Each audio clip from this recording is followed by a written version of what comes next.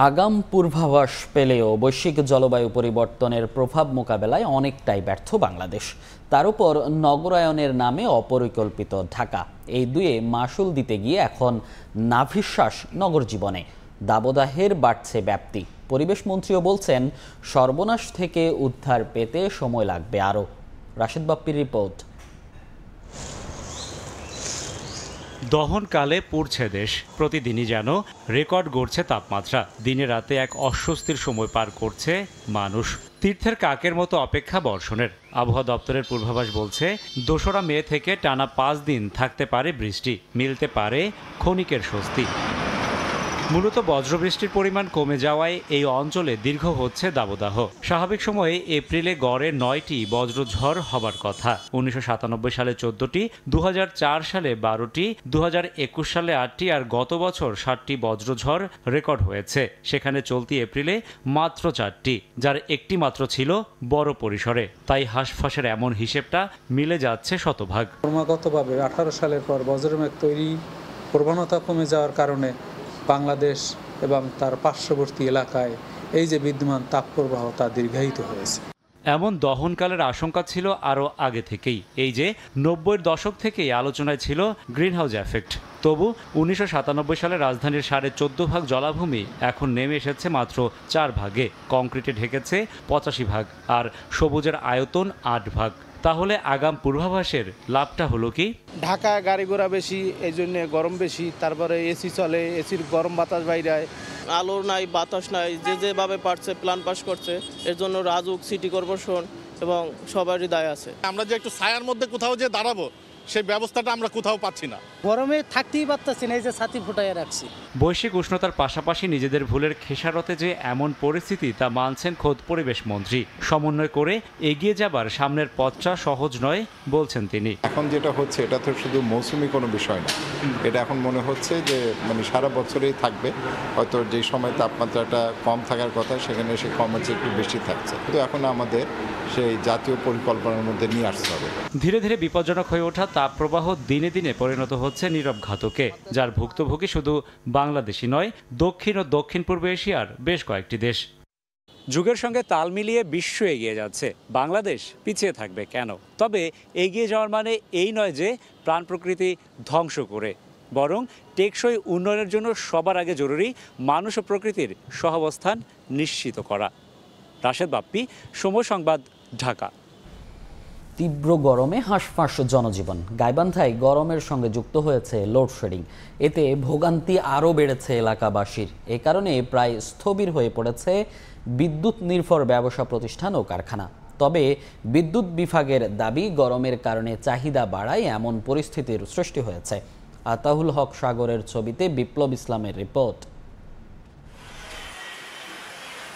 দিনের বেলায় অন্ধকার ব্যবসা প্রতিষ্ঠান, কারণ নেই বিদ্যুৎ। গরমের মধ্যে অপেক্ষা করা ছাড়া কোনো কাজ নেই ব্যবসায়ীদের।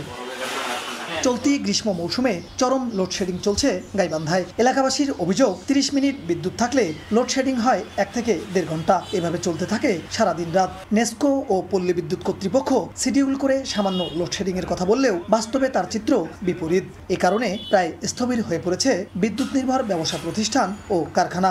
একদিকে ঘন ঘন লোডশেডিং, অন্যদিকে তীব্র গরম, আর এতে চরম ভোগান্তিতে এলাকাবাসী। কারেন্ট চলে গেলে ১ ঘন্টা ১.৫ ঘন্টা করে থাকে না। এইরকম করে কারেন্টে যদি এত সমস্যা হয়, তাহলে আমরা ঘরে কাজ কাম করবো কিভাবে? কিছুক্ষণ পরপর কারণ লোডশেডিং হয়, এভাবে তো আমরা অর্ডারপাতি নিয়ে কাজকর্ম সারতে পারতেছি না। আমাদের যে ব্যবসা, আইটি ব্যবসা, এই আইটি ব্যবসা সম্পূর্ণই হলো কারেন্টের উপর নির্ভর। কারেন্ট থাকলে আমাদের ব্যবসা আছে, কারেন্ট না থাকলে আমরা অচল। এদিকে অতিরিক্ত লোডশেডিং এর অভিযোগ অস্বীকার করে বিদ্যুৎ বিভাগের দাবি, তীব্র গরমে চাহিদা বেড়ে যাওয়ায় শিডিউল করে বিদ্যুৎ সরবরাহ করা হচ্ছে। চাহিদার সাথে প্রাপ্তির একটু হলেই মেনলি লোডশেডটা হয়। হঠাৎ করে আবার আমাদের পারিপার্শ্বিক অবস্থা, গরমটা একটু বেশি, অন্য সময়ের সাথে গরমটা একটু বেশি মনে হচ্ছে, এই জন্য হতে পারে একটু লোডশেড হতে পারে। নেসকো ও পল্লী বিদ্যুতের তথ্যমতে বর্তমানে গাইবান্ধায় দৈনিক বিদ্যুতের গড় চাহিদা ৯০ মেগাওয়াট। বিপ্লব ইসলাম, সময় সংবাদ, গাইবান্ধা। জলবায়ু পরিবর্তনের অভিঘাতে রংপুর অঞ্চলে দীর্ঘ হচ্ছে খরার প্রবণতা, যার নেতিবাচক প্রভাব পড়েছে এ অঞ্চলের কৃষি অর্থনীতিতে। বৃষ্টিপাত কমে যাওয়ায় রোগবালাই ও সেচের কারণে ধানের দ্বিগুণ খরচ বেড়েছে চলতি বোরো মৌসুমে। গবেষকদের মতে খাদ্য নিরাপত্তা বলয় ঠিক রাখতে খরা ও বন্যা সহনশীল জাত উদ্ভাবনে গবেষণা বাড়াতে হবে। শাকিল মাহমুদের ক্যামেরায় নাজমুল ইসলাম নিশাতের রিপোর্ট। এখনও ধানই রংপুর অঞ্চলের কৃষকের অন্যতম প্রধান ফসল, আর বড় মৌসুমে দেশের চালের বড় যোগান আসে এই অঞ্চল থেকে। গেল 15 দিনে রংপুর বিভাগে সর্বোচ্চ তাপমাত্রার পারদ ছুঁয়েছে 40 ডিগ্রি সেলসিয়াসে, যা ধীরে ধীরে স্থায়ী হচ্ছে। ফলে খরার মতো প্রাকৃতিক দুর্যোগ মোকাবিলা করাই এখন কৃষকদের জন্য বড় চ্যালেঞ্জ হয়ে দাঁড়িয়েছে। বৃষ্টি কমায় রোগবালাইয়ের প্রকোপ যেমন বেড়েছে, একই সাথে প্রয়োজন হচ্ছে অতিরিক্ত সেচের। ফলে উৎপাদন ব্যয়ে এখন নাভিশ্বাস উঠেছে প্রান্তিক কৃষকদের। বিভিন্ন রকম ওষুধ হচ্ছে, পচানি হচ্ছে, তেলটা ঘন ঘন কেনা লাগতেছে, পানি দেওয়া লাগতেছে, খরচটা একটু বাড়তে এসেছে। সেচ দিতে হচ্ছে বেশি, খরচ হচ্ছে বেশি, তেলের দাম বেশি, সব বেশি, কৃষকের নাজেহাল অবস্থা। কৃষক কিন্তু তার তো কখনই পারবে না এই প্রোডাকশন কস্টের সাথে তাল মিলিয়ে তাদের লাইভলিহুড করতে বা প্রোডাকশন বাড়াতে বা প্রোডাকশন করতে আগ্রহী হতে। গবেষকরা বলছেন জলবায়ু পরিবর্তনের সাথে সাথে নতুন নতুন জাত উদ্ভাবনে গুরুত্ব দিতে হবে, তা না হলে হুমকিতে পড়বে খাদ্য নিরাপত্তা। কিভাবে আমরা খরাতে এই ধানটা টিকে থাকবে সেই ধরনের গবেষণা করা দরকার। আমাদের গভর্নমেন্টের কিছু পলিসি লেভেলে পরিবর্তন আনতে হবে, যে আমাদের খাল বিল নদী নালাগুলো ড্রেজিং করে খুঁড়তে হবে। গবেষণা বলছে সাধারণ খরায় 15 থেকে 40%, মাঝারি খরায় 40 থেকে 70% এবং তীব্র খরায় 90% পর্যন্ত ফসলের ক্ষতির সম্ভাবনা থাকে। এই যে এত ফসল নষ্ট হচ্ছে, এত শতাংশ ফসল নষ্ট হচ্ছে, এতে কিন্তু অর্থনৈতিকভাবে কৃষকরা কিন্তু প্রভাবিত হচ্ছে। তাদের কৃষি জীবন জীবিকা সব কিছুই ক্ষতিগ্রস্ত হচ্ছে এবং যে খাদ্য নিরাপত্তা সেটা কিন্তু ঝুঁকির মুখে পড়ছে। শুধু খরাই নয়, জলবায়ু পরিবর্তনের ফলে অতিবৃষ্টি ও অনাবৃষ্টির মতো দুর্যোগ মোকাবিলা করতে হচ্ছে রংপুর অঞ্চলের কৃষকদের। নাজমুল ইসলাম নিশাত, সময় সংবাদ, রংপুর। দিনাজপুরের লিচু বাগানগুলোতে মৌসুমের শুরুতে প্রচুর মুকুল এলেও তীব্র দাবদাহে শুকিয়ে তামাটে রং ধারণ করেছে। গুটি ঝরে পড়ায় পরিমাণ নেমে এসেছে অর্ধেকে। এতে ফলন বিপর্যয়ের শঙ্কায় বাগানীরা। কৃষি বিভাগের পরামর্শ মেনে নিয়মিত সেচ দিয়েও শেষ রক্ষা হচ্ছে না। গোলাম নবী দুলালের পাঠানো তথ্য, মঞ্জিদ আলম শিমুলের ছবি নিয়ে রিপোর্ট। দিনাজপুরের বাগানগুলোতে এবার মাদ্রাজি, বোম্বাই, কাঁঠালি, চায়না, চায়না 3 আর বেদানার প্রচুর মুকুল এলেও বৈশাখের তীব্র তাপ প্রবাহ আর অনাবৃষ্টির কারণে পুড়ে যাচ্ছে গাছের মুকুল, ঝরে পড়ছে নতুন গুটি। কৃষি বিভাগের পরামর্শ অনুযায়ী নিয়মিত সেচ দিয়েও রক্ষা করা যাচ্ছে না লিচুর গুটি। চোখের সামনে সব গুটি ঝরে যাচ্ছে, এতে ক্ষতির মুখে পড়েছেন বাগানীরা। এই খরাতে আমাদের যে লিচুর বাগান থেকে এইভাবে সব যে গুটিগুলো ঝরে যাচ্ছে। পানি সেচ দিয়েছি, কীটনাশক একটু ব্যবহার করতেছি, তাও মনে করেন যে এই যে ফল দেখেন মুকুল সব জ্বলে গেছে।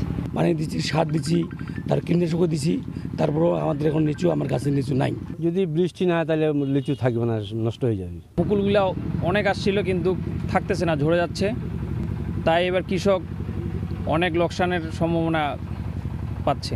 লিচুর গুটি রক্ষায় বাগানে নিয়মিত সেচ ও গাছে ওষুধ প্রয়োগ করতে চাষিদের নানা পরামর্শ দিচ্ছে স্থানীয় কৃষি বিভাগ। কমপক্ষে 7 থেকে 10 দিন অন্তর সেচ প্রদান অব্যাহত রাখা, আর যদি সম্ভব হয় 10 থেকে 15 বছর যে সমস্ত গাছ আছে ফলন বৃদ্ধির জন্য 250 থেকে 300 গ্রাম ইউরিয়া সার এটা মাটিতে প্রয়োগ করতে হবে।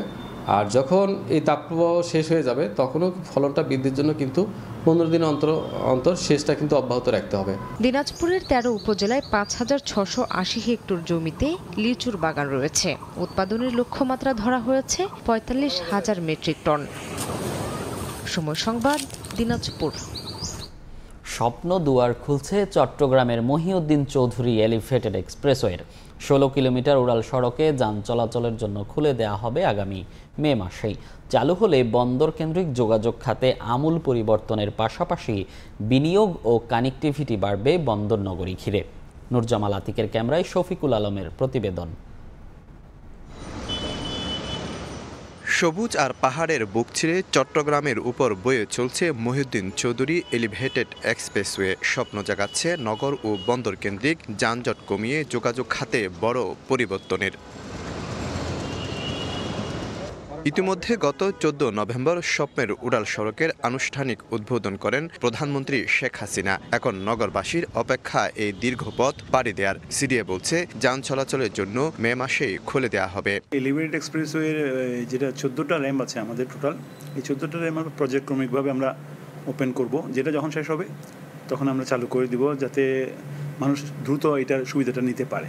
নগরীর শাহ আমানত আন্তর্জাতিক বিমানবন্দর থেকে লালখান বাজার পর্যন্ত 16 কিলোমিটার এই উড়াল সড়কের টোলের হারের প্রস্তাবনা দিয়েছে সিডিএ, যেখানে প্রাইভেট কার 80, বাস 200 থেকে 280 আর ট্রাক গুনতে হবে 200 থেকে 450 টাকা পর্যন্ত। তবে চলবে না মোটরসাইকেল।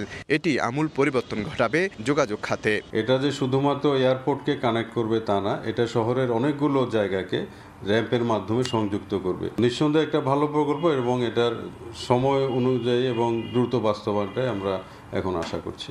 পুরোপুরি কাজ শেষ হলেও চলছে নিরাপত্তা, লাইট ও ক্যামেরার কাজ। 14টি র্যাম্পের মধ্যে 2টির কাজ শেষ, অন্যগুলো পর্যায়ক্রমে চালু হবে। এই এলিভেটেড এক্সপ্রেসওয়ে বঙ্গবন্ধু টানেল হয়ে কানেক্টিভিটি বাড়াবে দক্ষিণ চট্টগ্রামের সাথে। ব্যবসায়ী নেতারা বলছেন, বিনিয়োগ বাড়ার পাশাপাশি বাড়বে চট্টগ্রাম নগরীর মধ্যে সংযোগ। মিরসরাই ইকোনমিক জোন, যেটাতে প্রায় 15-20 বিলিয়নের ইনভেস্টমেন্ট হচ্ছে, সেখানে যদি একজন ইনভেস্টার যেতে পারে, এটার জন্য আমার মনে হয় যে সুফল কিন্তু পুরো জাতি পাবে।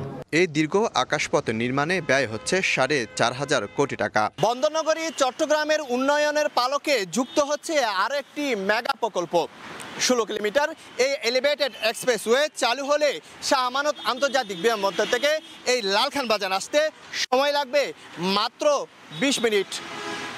শফিকুল আলম, সময় সংবাদ, চট্টগ্রাম।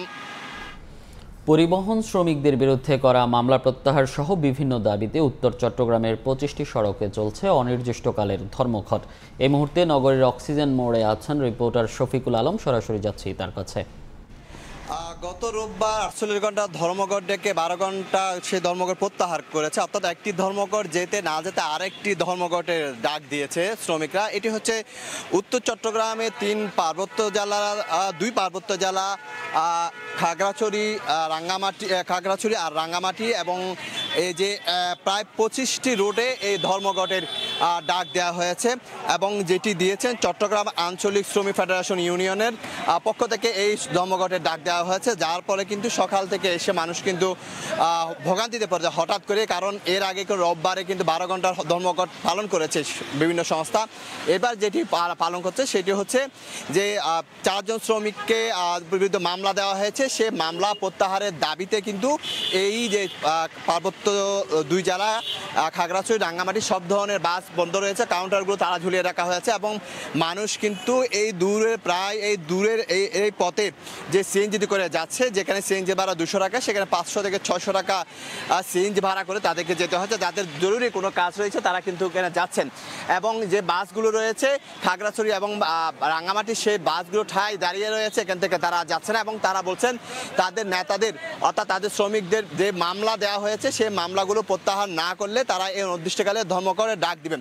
আপনাকে জানি আর কি, চুয়েটে গত 22 এপ্রিল যে চুয়েটে যে ঘটনা ঘটেছে তার প্রেক্ষাপটে কিন্তু গত রোববারে কিন্তু 48 ঘন্টার ধর্মঘট দিয়েছে, সেটি কিন্তু 12 ঘন্টা প্রত্যাহার করে নিয়েছে।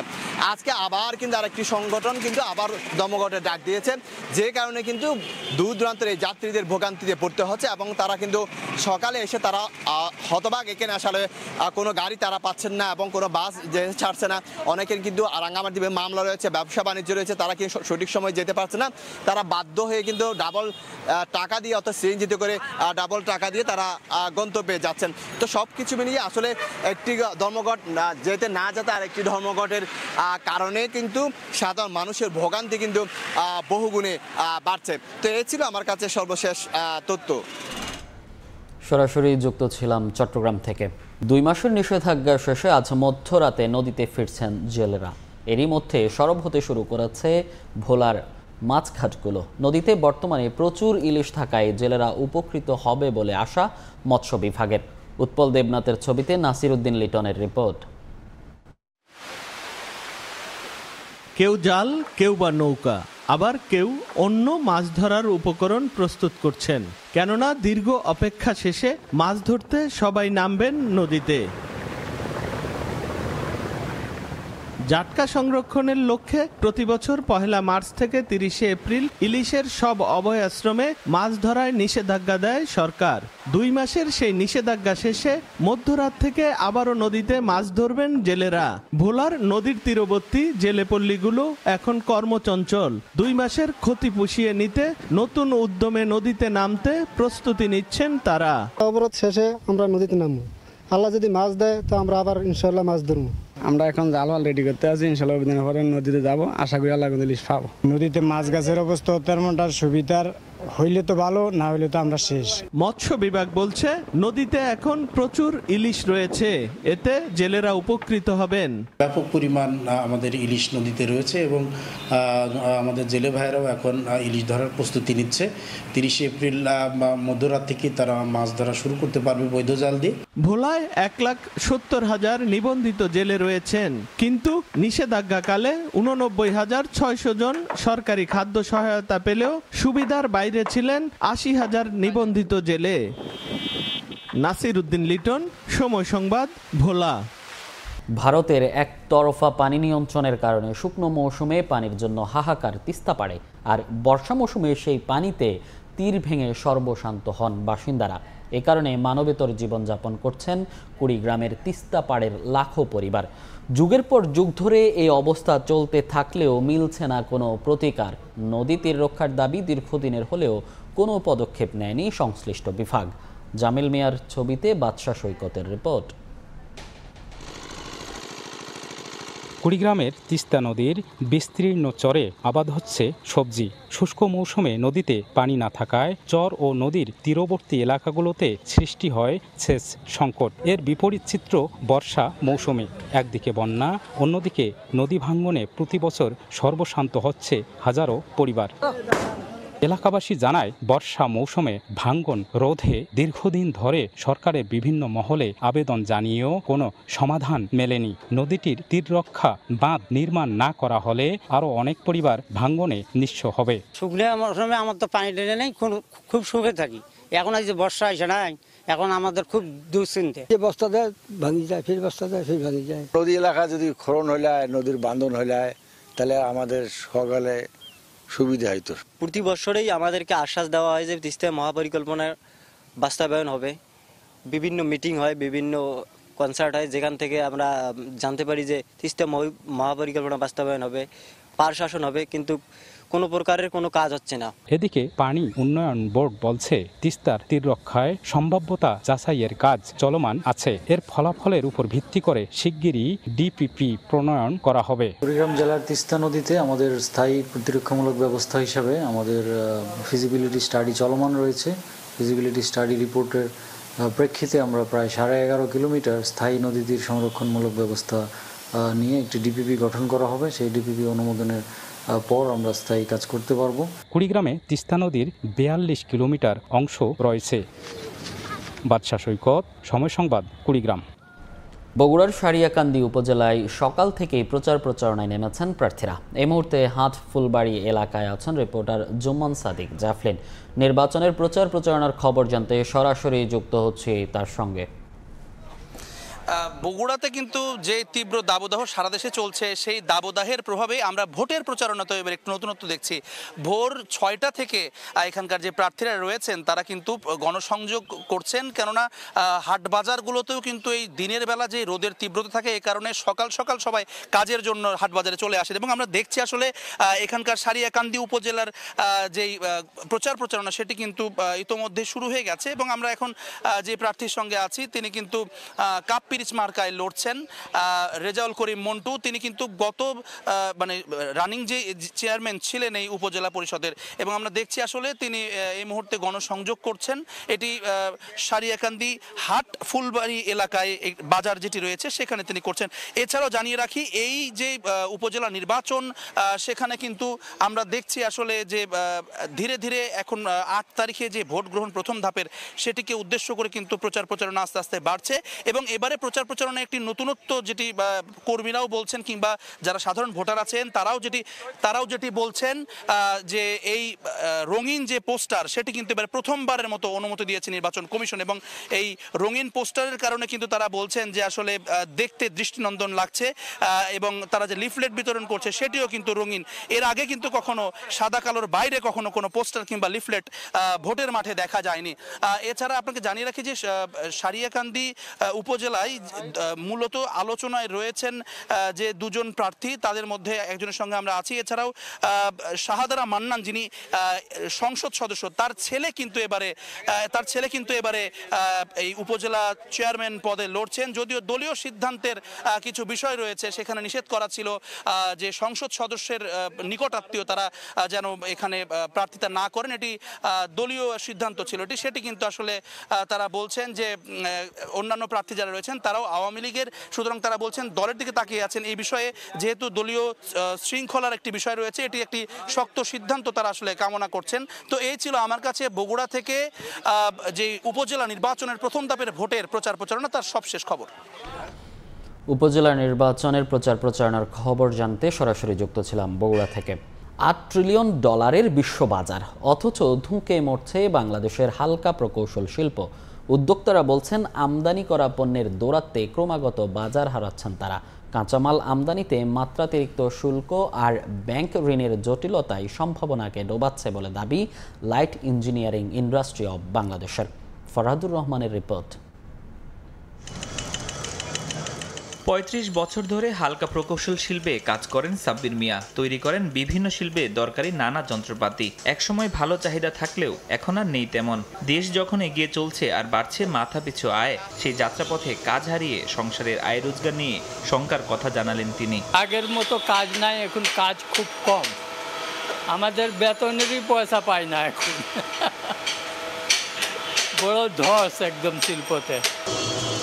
একই অবস্থা গুরুমুখী বিদ্যায় পারদর্শী ও প্রাতিষ্ঠানিক শিক্ষা নিয়ে এই খাতে যুক্ত হওয়া হাজারো প্রকৌশলীর। তারা বলছেন শিল্পকে কোনো সুরক্ষা না দিয়ে আমদানি করা হচ্ছে কম দামি যন্ত্রাংশ, যা তাদের দাঁড় করিয়ে দিচ্ছে অসম বাজার প্রতিযোগিতা ও ঝুঁকির মুখে। এই কাজগুলো আমরা আসলে ছোট থেকে আমরা একটা ওয়ার্কশপে গিয়া ওখানে কাজ শিখছি, শেখার পরে তারপরে আমরা নিজের ওয়ার্কশপ দিয়ে বড় বড় যে কারখানাগুলো ছিল এলা তখন সব বন্ধ হয়ে যাইত, তার কারণ যে ব্যবসার প্রতিষ্ঠিতি লোকজন চালাইতেই পারে না। যে মালটা আমরা 1500 টাকা বানাইতাম, চায়না ওইটা 300 টাকার মাধ্যমে দিতে পারে। কৃষি, পোশাক কিংবা চামড়া সব শিল্পকে বাঁচিয়ে রাখে হালকা প্রকৌশল শিল্প। সব শিল্পে সুতি কাগার হয়ে থাকা এই হালকা প্রকৌশলে রয়েছে $8 ট্রিলিয়ন মানে $8 লাখ কোটি বিশ্ব বাজার। অথচ বহু বছর ধরে হাক ডাক দিয়ে বহুমুখী পণ্য নিয়ে রপ্তানি বাজার ধরতে যাওয়া বাংলাদেশ এখনও আটকে আছে নামমাত্র রপ্তানি আয়ের পরিসংখ্যানে। কেন এমন বেহাল দশায় দেশের এই শিল্প খাতটি? যদিও রপ্তানি নীতি, শিল্পনীতি, পঞ্চবার্ষিকী পরিকল্পনা সবখানে গুরুত্ব দিয়ে বিবেচনা করা হয়েছে এই শিল্পকে, কথা ও কাজের ফাঁক গলে দিন দিন শিল্পটি তলিয়ে যাচ্ছে বলে আক্ষেপ এ খাতের শীর্ষ সংগঠন লাইট ইঞ্জিনিয়ারিং ইন্ডাস্ট্রি অব বাংলাদেশের। এই শিল্প খাতের যে একটা ভিতরে শক্তি আছে, এই শক্তিটাকে আমরা ফ্লারিশ করতে পারতেছি না বা জাতীয় অর্থনীতি কাজে লাগাতে পারতেছি না। ইচ অ্যান্ড এভরিওয়্যার আপনি দেখবেন লাইট ইঞ্জিনিয়ারিং অন্যতম প্রাধান্য পাওয়া একটা অগ্রাধিকার খাত, কিন্তু কোনো ইনভেস্টমেন্ট নাই, কোনো নতুন ইনোভেশন নাই। অর্থনীতিবিদরা বলছেন রাজস্ব বোর্ডকে ভাবতে হবে কোথায় কিভাবে সুবিধা দিলে দীর্ঘমেয়াদে লাভবান হবে দেশ। আমরা চাইলে কিন্তু সেটা বাজারটা আরও প্রসারিত করতে পারি। তো সেক্ষেত্রে দেখতে হবে যে এই ডাইভার্সিফিকেশনের ক্ষেত্রে তাদের যে নীতি কী ধরনের সহায়তা দরকার আমাদের সরকারের দিক থেকে, এবং বাইরেও যাতে আমরা এই মার্কেটটা ধরতে পারি। হালকা যে সমস্ত প্রকৌশল যন্ত্রপাতি আছে সেগুলো আসলে আমরা এক্সপ্লোর করতে পারি, এবং এটা কিন্তু একটা পটেনশিয়াল সেক্টর। সংশ্লিষ্টদের দাবি হালকা প্রকৌশলকে হালকা হিসেবে দেখলে কখনোই টেকসই হবে না ভারী শিল্পের অগ্রযাত্রা। ফরহাদুর রহমান, সময় সংবাদ, ঢাকা। দেশে বিদ্যুৎ উৎপাদন কেন্দ্র গড়ে উঠলেও পাওয়া যায় না প্রকৌশলী। বেশিরভাগ বিদেশি প্রকৌশলী দিয়ে চলছে বিদ্যুৎ কেন্দ্র। তাই দেশের প্রকৌশল বিশ্ববিদ্যালয়ে পড়ুয়া নবীন প্রকৌশলীদের পাওয়ার প্ল্যান্টের উপর ক্যারিয়ার গড়তে প্রশিক্ষণ দিচ্ছে পায়রা তাপবিদ্যুৎ কেন্দ্র। তকিব পেদ্রার ক্যামেরায় শিকদার জাবির হোসেনের রিপোর্ট। বাংলাদেশে একের পর এক গড়ে উঠছে বিদ্যুৎ উৎপাদন কেন্দ্র। তবে এসব বিদ্যুৎ কেন্দ্রের বেশিরভাগই বিদেশি প্রকৌশলী নির্ভর। তাই দেশের প্রকৌশলীদের পাওয়ার প্ল্যান্ট ভিত্তিক দক্ষতা বৃদ্ধির জন্য প্রকৌশল বিশ্ববিদ্যালয়ের শিক্ষক ও শিক্ষার্থীদের প্রশিক্ষণ কার্যক্রম শুরু করেছে বাংলাদেশ চায়না পাওয়ার কোম্পানি লিমিটেড। চীন ও বাংলাদেশের রাষ্ট্রায়ত্ত যৌথ এ প্রতিষ্ঠানের আয়োজনে রবি ও সোমবার 2 দিনব্যাপী বাস্তবমুখী প্রশিক্ষণ কর্মশালা অনুষ্ঠিত হয় পায়রা 1320 মেগাওয়াট তাপবিদ্যুৎ কেন্দ্রে। এতে অংশ নেন খুলনা প্রকৌশল বিশ্ববিদ্যালয়, কুয়েটের তড়িৎ এবং যান্ত্রিক অনুষদের 4র্থ বর্ষের 50 জন শিক্ষার্থী ও 6 জন শিক্ষক। এ সময় পাওয়ার প্ল্যান্টের বয়লার চেম্বার, কয়লার ব্যবহার এবং কয়লা খালাসের জেটি সহ কন্ট্রোল রুমে থাকা বিভিন্ন যন্ত্রপাতি ঘুরে দেখানো হয় প্রশিক্ষণার্থীদের। শেখানো হয় পাওয়ার প্ল্যান্ট দিয়ে বিদ্যুৎ উৎপাদনের প্রাথমিক বিষয়গুলো। সরাসরি পাওয়ার প্ল্যান্ট চালানোর এমন প্রশিক্ষণে অংশগ্রহণ করতে পেরে খুশি শিক্ষার্থীরা। প্র্যাকটিক্যালি এখানে নলেজ হয়েছে। ফ্রেশার ইঞ্জিনিয়ার তাদের জব ফিল্ডে অনেক কাজে লাগবে। প্রত্যেকটা ইঞ্জিনিয়ারিং স্টুডেন্টের জন্য তাদের রেসপেক্টিভ ফিল্ডে গিয়ে সেই টেকনোলজিগুলোকে বাস্তবে দেখা। এভাবে যদি আমাদের সিনিয়র ইঞ্জিনিয়ার্সরা এভাবে হেল্প করতে থাকে সবকিছু শিখতে, তবে অবশ্যই আশা করি যে আমরা ভবিষ্যতে একটা ভালো ইম্প্যাক্ট সৃষ্টি করতে পারবো পাওয়ার প্ল্যান্ট ফিল্ডে। বাংলাদেশ চায়না পাওয়ার কোম্পানি লিমিটেডের কর্মকর্তারা বলছেন, যাতে শিক্ষার্থীরা তত্ত্বীয় জ্ঞানের পাশাপাশি বিদ্যুৎ কেন্দ্র সম্পর্কিত বাস্তবিক জ্ঞান ও ধারণা লাভ করে এবং ভবিষ্যতে আধুনিক প্রযুক্তি সম্পন্ন বিদ্যুৎ কেন্দ্র ও আল্ট্রা সুপার ক্রিটিক্যাল টেকনোলজি সম্বন্ধে তারা আরও আগ্রহী হয়ে ওঠে। তাই এ প্রশিক্ষণের আয়োজন করা হয়। We can share more the technology and the resource between the two countries, but also deepen the friendship and the understanding among those people. Academic লেখাপড়ার সাথে সাথে প্রায়োগিক যে শিক্ষা সেটাও এখান থেকে তারা শিখবে। ইউনিভার্সিটিতে ইঞ্জিনিয়ারিং বিষয়ে পড়াশোনা করছে, তাদেরকে সংক্ষিপ্ত পরিসরে একটা আইডিয়া দিয়ে একটা ইন্টারেস্ট গ্রো আপ করা। 2020 সালের 8 ডিসেম্বর বাণিজ্যিকভাবে পূর্ণ সক্ষমতায় উৎপাদনে যায় 1320 মেগাওয়াট পায়রা তাপবিদ্যুৎ কেন্দ্র। উৎপাদনে যাবার পর থেকেই দেশের মোট বিদ্যুৎ চাহিদার 10 ভাগ নিরবিচ্ছিন্নভাবে যোগান দিয়ে যাচ্ছে। শিকদার জাবির হোসেন, সময় সংবাদ, পটুয়াখালী। যুক্তরাজ্যের শ্রমবাজারের বড় অংশ বাংলাদেশিদের দখলে। এতদিন বিভিন্ন নিয়মের বেড়াজালে দক্ষ কর্মীরা ছিলেন অনেকটাই অসহায়। সম্প্রতি 20 ঘন্টা উন্মুক্ত শ্রম কিংবা দক্ষতা প্রমাণ সাপেক্ষে যে কোনো পেশায় কাজের অধিকার দিয়েছে দেশটির সরকার। কিন্তু শেয়ার কোড বা কাজের অধিকার প্রমাণ করতে গিয়ে প্রবাসী এসব শ্রমিকদের পড়তে হচ্ছে বিড়ম্বনায়। লন্ডন থেকে শোয়েব কবিরের রিপোর্ট। স্কিল্ড ওয়ার্কার ভিসার আওতায় যুক্তরাজ্যের শ্রমবাজারে বিরাট একটি অংশ বর্তমানে বাংলাদেশিদের দখলে। কিন্তু বিভিন্ন নিয়মের বেড়াজালে এতদিন দক্ষ কর্মীরা ছিলেন অনেকটাই অসহায়। নিয়ম ছিল একই পেশায় অতিরিক্ত 20 ঘন্টা ছাড়া আর কোথাও কাজ করা যাবে না। তবে সম্প্রতি এই নিয়মের শিকল উন্মুক্ত করেছে দেশটির সরকার। নতুন নিয়ম অনুযায়ী এখন থেকে যে কোনো পেশায় দক্ষ কর্মী হিসেবে অতিরিক্ত 20 ঘন্টা কাজ করতে পারবেন যে কেউ। সেই ক্ষেত্রে মূল কোম্পানিতে কাজ ঠিক রেখে করতে হবে অতিরিক্ত 20 ঘন্টা। মেইন জবে ফুল টাইম অ্যাটেন্ড করার পর, কাজ করার পর তিনি 20 আওয়ার্স বাইরে করতে পারবেন।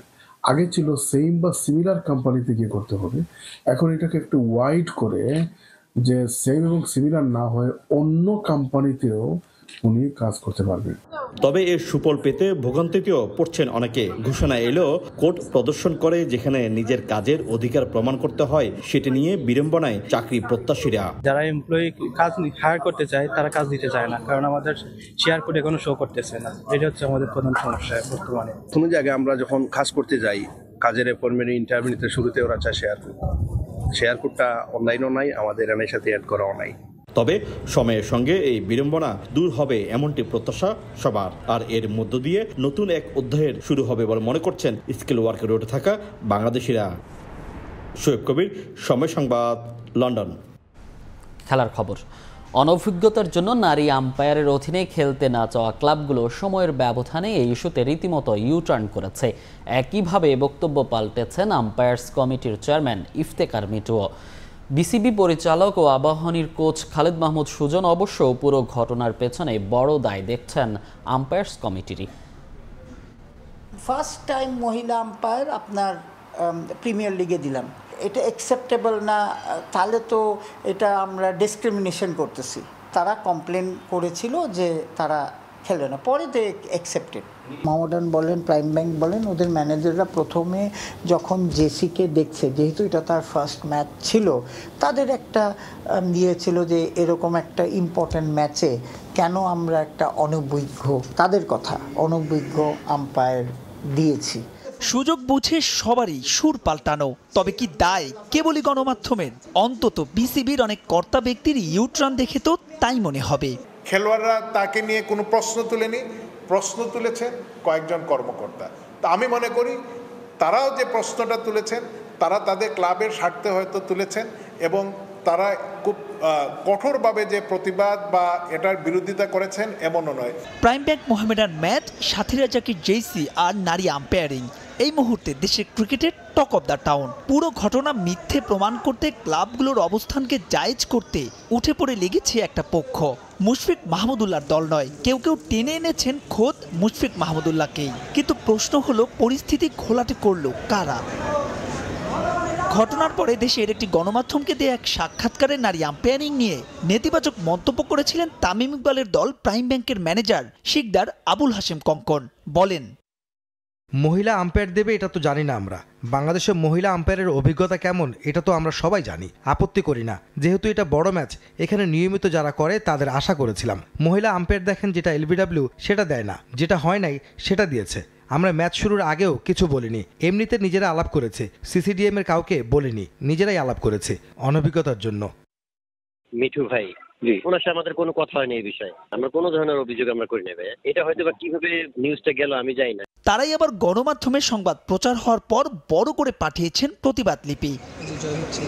পুরো ঘটনার পেছনে অবশ্য বিসিবির আম্পায়ার্স কমিটির দায় দেখছেন বোর্ড পরিচালক ও আবাহনীর কোচ খালেদ মাহমুদ সুজন। প্রশ্ন তুলেছেন তাদের কাণ্ডজ্ঞান নিয়েও। মাই ওপিনিয়ন ইজ, মানে প্রিমিয়ার লিগের এত বড় একটা প্রেশার ম্যাচে আমার মনে হয় যে আমাদের আরেকটু বিচক্ষণ হতে হবে, যে আমাদের আম্পায়ারিং কারা করছিল দেখতে হবে। কারণ আমাদের দেশে এত এক্সপিরিয়েন্স আম্পায়ার থাকতে আমি কেন জেসিকে প্রয়োজন হলো আম্পায়ারিং দেওয়ার ওই ম্যাচটাতে, I don't know about it, to be very honest.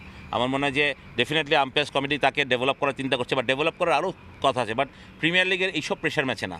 যদিও আগেই এর ব্যাখ্যা দিয়েছেন আম্পায়ার্স কমিটির চেয়ারম্যান, সামনে এনেছেন দেশের অভিজ্ঞ আম্পায়ারদের অপ্রতুলতাকে। আমার ভালো আম্পায়ার তো 4টা, সৈকত 5 জন। হ্যাঁ, সেই 5 জনকে দিকে আমি এত ম্যাচ করানো সম্ভব? আর রোজ রোজ এই হিটে সম্ভব তো না। তো সুতরাং আপনার যে তারপরে যে পাইপলাইন আছে তাদের তো আমাদের ইউজ করতেই হবে। তবে দেশের ক্রিকেটের স্বার্থে দ্রুতই এই ইস্যুর জবনিকা হওয়া উচিত, সঙ্গে লজ্জিত হওয়া উচিত তাদেরও যারা নারীদের এখনো দেখে ভিন্ন চোখে। মাহবুব রিমন, সময় সংবাদ, ঢাকা। ঢাকা প্রিমিয়ার লিগের খবর। জিতলেই চ্যাম্পিয়ন, এই সমীকরণ নিয়ে সুপার লিগের হাই ভোল্টেজ ম্যাচে মাঠে নামছে ডিফেন্ডিং চ্যাম্পিয়ন আবাহনী। প্রতিপক্ষ সাকিবের শেখ জামাল। জাতীয় দলের জন্য 10 ক্রিকেটার ছেড়ে দেয়া আর খালেদ জয়ের ইনজুরিতে 11 ক্রিকেটার মেলাতেই হিমশিম খাচ্ছে আকাশী নীল।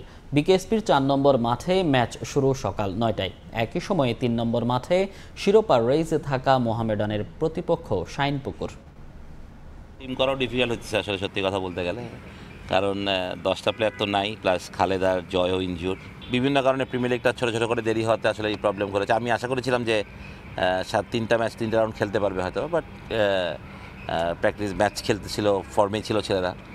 বাট এগেইন এটা ন্যাশনাল টিম যেটা ভালো মনে করছে সেটাই করছে। আক্ষেপ, অতৃপ্তি, বাস্তবতা।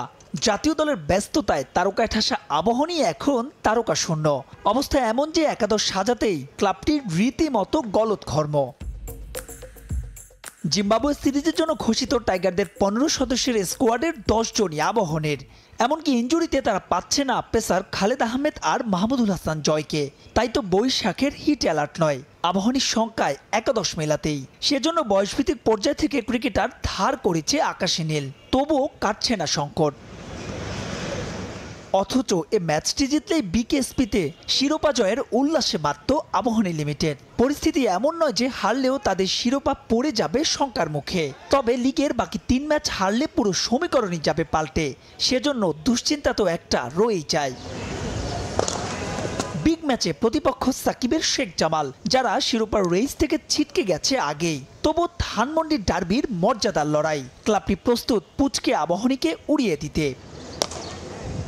এই ম্যাচের দিকে তাকিয়ে থাকবে পাশের মাঠ অর্থাৎ ৩ নম্বর গ্রাউন্ডে খেলতে থাকা মোহামেডানও। যদিও বাস্তবতা বলছে আবাহনী ছাড়া চলতি ডিপিএলে অন্য দলগুলোর শিরোপা জয়ের সম্ভাবনা খুবই ক্ষীণ। তবুও সেই সম্ভাবনা জিইয়ে রাখতে শাইনপুকুরের বিপক্ষে বড় জয়ে নিজেদের কাজটা সেরে রাখতে চায় মতিঝিল পাড়ার ক্লাবটি। মিরাজ থাকলেও রিয়াদকে আর পাচ্ছে না মোহামেডান। অন্যদিকে জাতীয় দলের কমিটমেন্টের কারণে শাইনপুকুর মিস করবে রিশাদকে।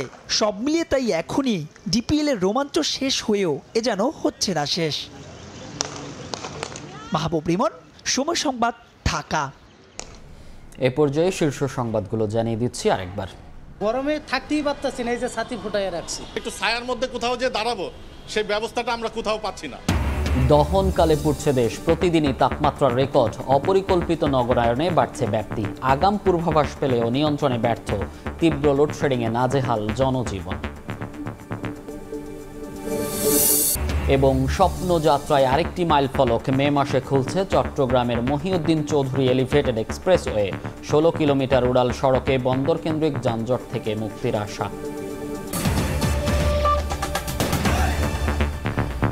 এই ছিল সকালের সময়। আন্তর্জাতিক সময় নিয়ে সঙ্গে থাকবেন সহকর্মী তানভীর হাসান। ধন্যবাদ মনির। আন্তর্জাতিক সময় নিয়ে ফিরছি কিছুক্ষণ পর, সঙ্গে থাকুন সময়ের।